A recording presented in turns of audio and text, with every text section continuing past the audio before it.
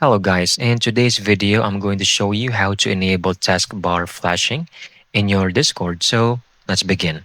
First, go ahead and access Discord, log into your account and go over to your profile over here. Click on the user settings. Then you just need to go to the notifications tab. It should be in the middle part.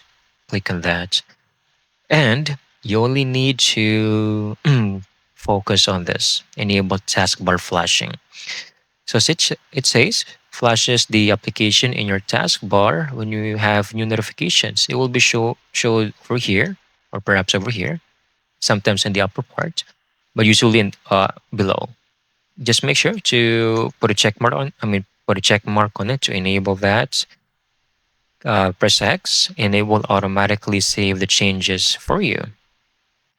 That's it. You can now seamlessly. You can now communicate with your team and your friends effectively. I hope you found this video very helpful.